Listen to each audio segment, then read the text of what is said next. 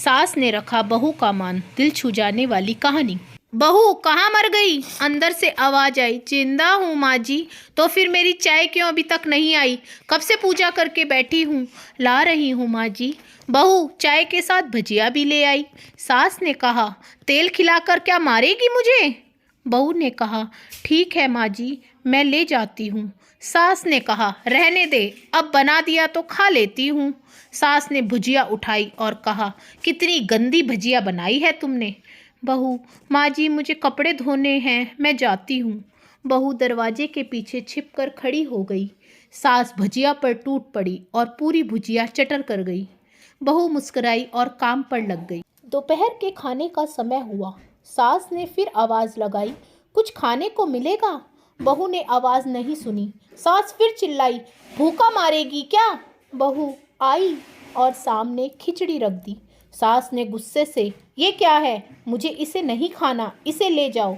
बहू ने कहा, आपको डॉक्टर ने दिन में खिचड़ी खाने को कहा है, खाना तो पड़ेगा ही। सास मुंह बनाकर, हाँ तू मेरी माँ बन जा। बहू फिर मुस्कुराई और चली गई। आज इनके घर पूजा थी। बहू सुबह 4 बजे से उठ गई। पहले स्नान किया, फिर फूल लाई, माला बनाई, रसोई साफ की, पकवान और भोजन बनाया। सुबह के 10 बज गए। अब सास भी उठ चुकी थी। बहू अब पंडित जी के साथ भगवान के वस्त्र तैयार कर रही थी। आज ऑफिस की छुट्टी थी। उसके पति भी घर पर थे। पूजा शुरू हो गई। सास चिल्लाती हुई, बहू ये नहीं है, वो नहीं है। बहू दौड़ी दौड़ी चली आती है और सब करती है। अब दोपहर के 3 बज गए थे। आरती की तैयारी चल रही थी। पंडित जी ने सबको आरती के लिए बुलाया और सबके हाथों में थाली दी। जैसे ही बहू ने थाली पकड़ी, थाली हाथों से गिर पड़ी। शायद भोज बनाते हुए बहू के हाथों में तेल लगा था, जिसे वह पूछना भूल गई थी। सारे लोग तरह तरह की बातें करने लगे। कैसी बहू है, कुछ नहीं आता, एक काम भी ठीक से नहीं कर सकती, ना जाने किस की बहू उठा लाए, एक आरती की थाली भी संभाल नहीं सकती। इसके पति को भी गुस्सा हो गए, पर सास चुप रही, कुछ नहीं कहा, बस यही बोल के छोड़ दिया, सीख रही है, सब सीख जाएगी धीरे धीरे। अब सबको खाना परोसा जाने लगा। बहू दौड़ दौड़ कर खाना देती, फिर पानी लाती। करीब 70-80 लोग हो गए थे। इधर 2 नौकर और बहू अकेली, फिर भी सारा काम बहुत अच्छे तरीके से कर दिया। अब उसकी सास और कुछ आस पड़ोस के लोग खाना खाने बैठे। बहू ने खाना परोसना शुरू किया। सबको खाना दे दिया गया। जैसे ही पहला निवाला सास ने खाया, तुमने नमक ठीक नहीं डाला क्या? काम कुछ भी ठीक से नहीं करती, पता नहीं मेरे बाद ये कैसे घर संभालेगी। आस पड़ोस वालों को तो जानते ही हो ना साहब, वो बस बहाना ढूंढते हैं नुक्स निकालने का। फिर वो सब शुरू हो गए, ऐसा खाना है, वैसा खाना है, ऐसी बहू है, वगैरह वगैरह। दिन का खाना हो चुका था। अब बहू बर्तन साफ करके नौकरों के साथ लग गई। रात में जगराते का कार्यक्रम रखा गया था।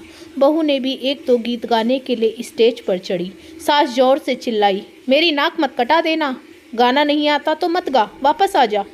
बहू मुस्कुराई और गाने लगी। सबने उसके गाने की तारीफ की, पर सास मुंह फुलाते हुए बोली, इससे अच्छा तो मैं गाती थी अपनी जवानी में, तुझे तो कुछ भी नहीं आता। बहू मुस्कुराई और चली गई।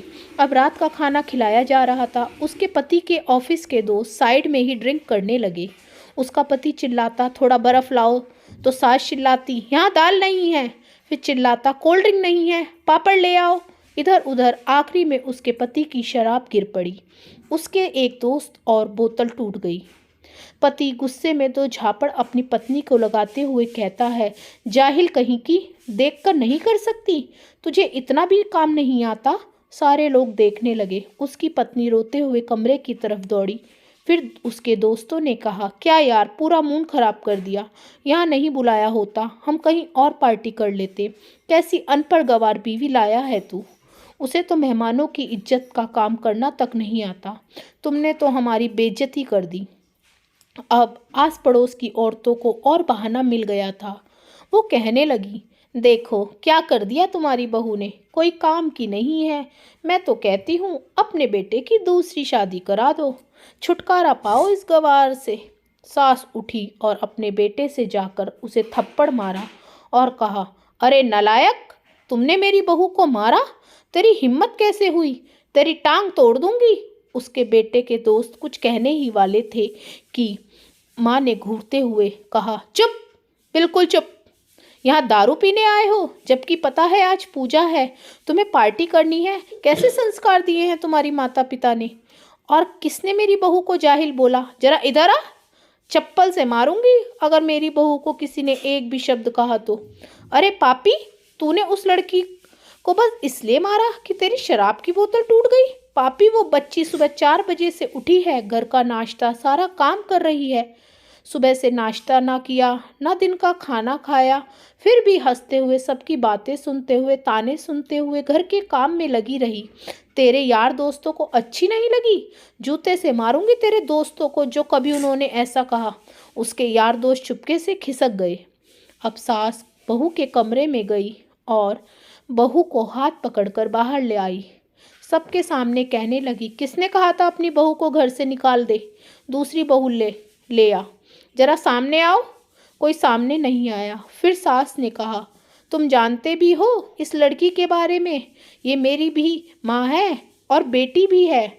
माँ इसलिए मुझे गलत काम करने पर डांटती है और बेटी इसलिए कभी कभी मेरे दिल की भावना भी समझ जाती है। मेरी दिन रात सेवा करती है, मेरे 1000 ताने सुनती है, पर एक भी शब्द नहीं बोलती, ना सामने ना पीठ पीछे। और तुम कहते हो दूसरी बहू ले आऊं? याद है ना छुटकी की दादी, अपनी बहू की करतूत? सास ने गुस्से से पड़ोस की महिला को कहा, अभी पिछले हफ्ते ही तुम्हें मियाँ बीबी भूखे छोड़ घूमने चले गए थे। मेरी इसी बहू ने 7 दिन तक तुम्हारे घर पर खाना पानी, यहाँ तक कि तुम्हारे पैर दबाने जाती थी, और तुम इसे जाहिल बोलती हो? जाहिल तो तुम सब हो जो कोयले और हीरे में फ़र्क नहीं जानते। अगर मेरी बहू के बारे में किसी ने एक भी लफ्ज़ बोला तो मुझसे बुरा कोई नहीं होगा। मेरी बहू नहीं है, यह मेरी बेटी है। बहू सिसकियां लेते हुए कमरे में चली गई। सास ने एक प्लेट उठाई और भोजन परोसा और बहू के कमरे में खुद ले गई। सास को भोजन लाता देख बहू ने कहा, माँ जी आप यह क्या कर रही हो? मैं खुद ले लूँगी। सास ने प्यार से ताना मारते हुए कहा, डर मत, इसमें जहर नहीं है, मार नहीं डालूंगी तुझे। तुझे नई सास नहीं चाहिए, पर मुझे अभी तो मेरी ही घर वाली बहू चाहिए। बहू ने अपने सास को रोते हुए गले से लगा। सास भी रोने लगी और कहा, चल खाना खा ले। फिर मजाक करते हुए कहा, फिर मेरे पैर भी दबाने हैं। और ये ख्याल मन में मत लाना कि सास प्यार से बोलती है, किसी दिन मैं इसका गला दबा दूंगी, क्योंकि कभी भी मैं यही सोचती थी। दोनों खूब हंसने लगती हैं। तो फ्रेंड्स, इस कहानी से हमें यह शिक्षा मिलती है कि कलयुग में सास और बहू भी माँ बन सकती हैं, अगर दोनों अपना रिश्ता प्यार से निभाएं। अगर आपको मेरी चैनल अच्छा लगा हो, मेरी स्टोरी अच्छी लगी हो, तो मेरे चैनल को प्लीज़ सब्सक्राइब, लाइक और शेयर कीजिएगा।